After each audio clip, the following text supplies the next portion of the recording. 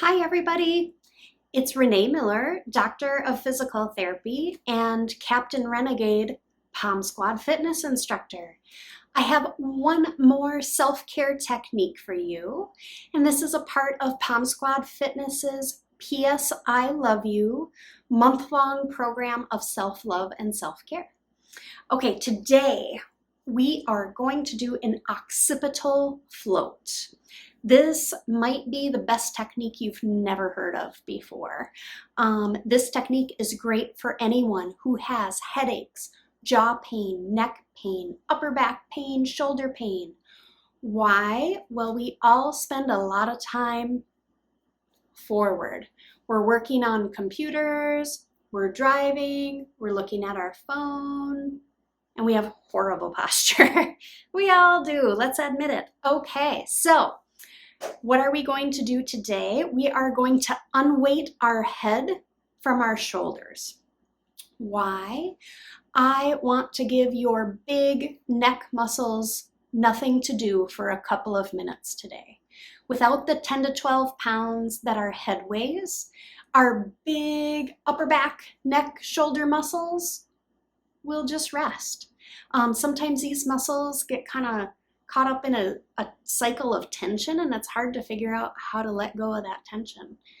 This technique, the occipital float, can help us do that. So this technique comes to us from the world of Pilates.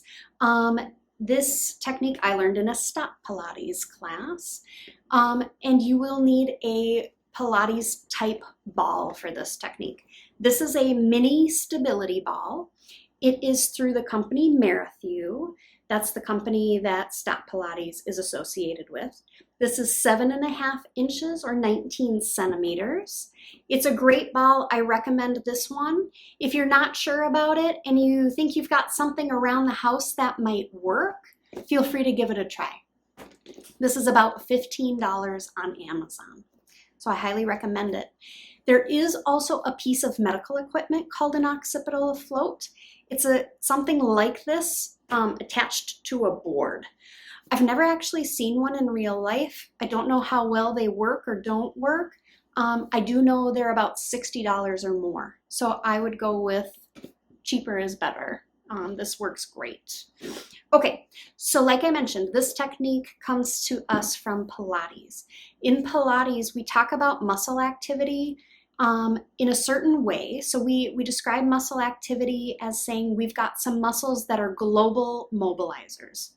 The gross movements that we do all the time. They're doing our big gross movements, global mobilizers. We've got local mobilizers, the muscles that like move our arms or our wrists.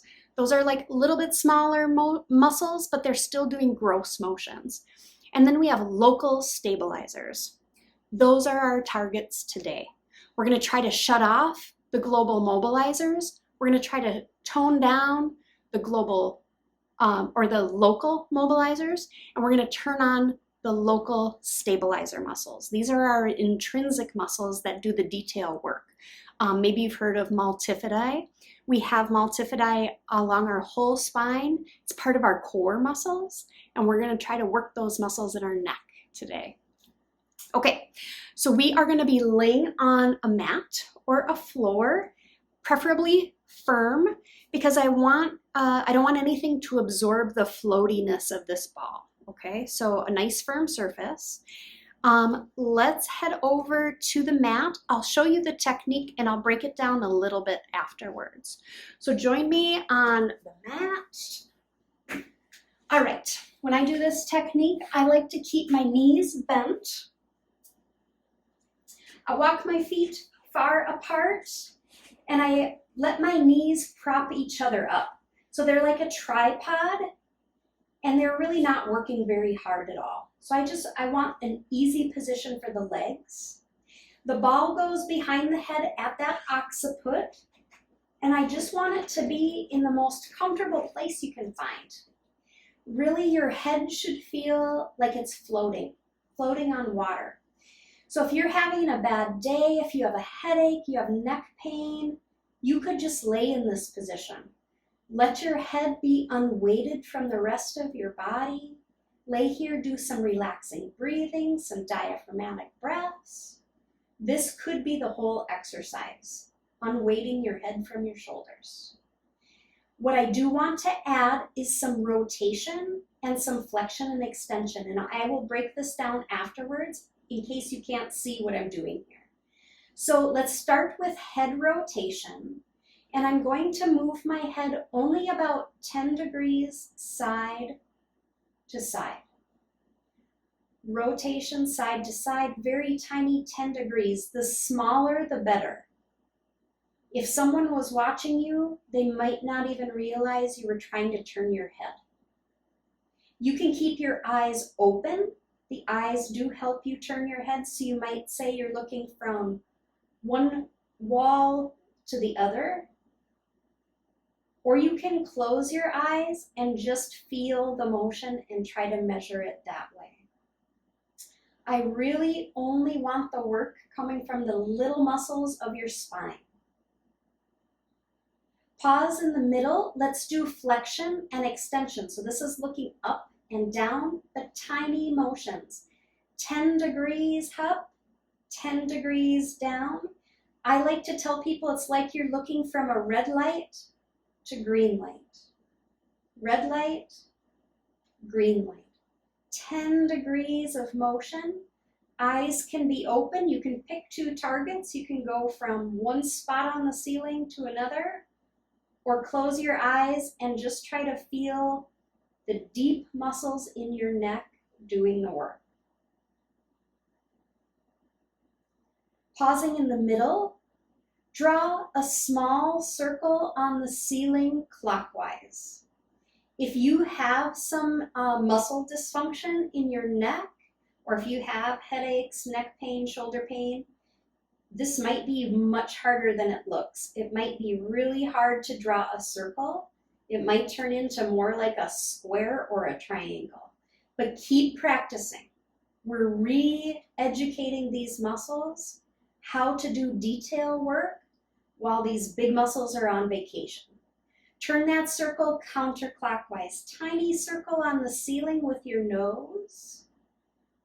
One direction is usually easier than the other. It might not be perfect, but you are re-educating your local stabilizer muscles and your local mobilizers how to do this without the big muscles taking over. Pause in the middle. And again, you could just lay or add in the rotation, flexion, extension, and circles that we just did. That's the whole exercise. This is really relaxing. I could lay here all day, but I won't. So I'm coming back. I'm going to break down those motions for you a little bit. So that was the whole technique. So you can lay there as long as you want. It feels good. Trust me. It feels like you're floating. It's great. The motions, again, just in case you couldn't see me on the floor. Again, I'm talking 10 degrees of motion, rotation side to side. You can see if I make that motion bigger, you can start to see my sternocleidomastoid kick in. I don't want that. Those are the guys I'm trying to say, like, relax, take 5, please.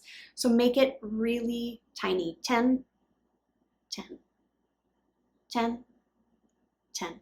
Flexion and extension, that's tipping up and tipping down. Again, I want it tiny. Like I mentioned on the floor, red light, green light, red light, green light, red light, green light.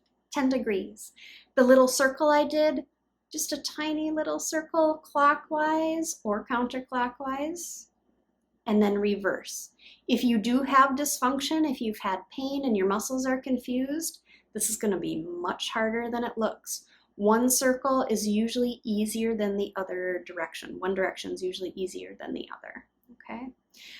So that is the suboccipital float.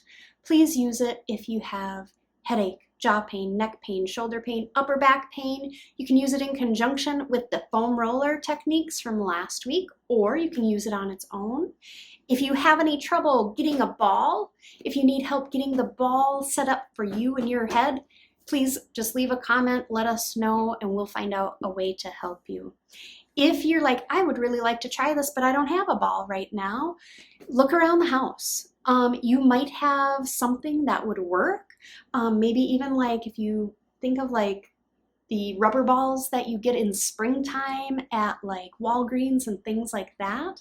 If you let a little air out, you might be able to recreate this with some other type of ball. But this is the one I recommend. Okay. Well, I hope you enjoyed these self-care techniques. I hope you find them helpful. If you need anything, please let us know, let me know, and I'm happy to help. Otherwise, I will see you in a class soon. Take care.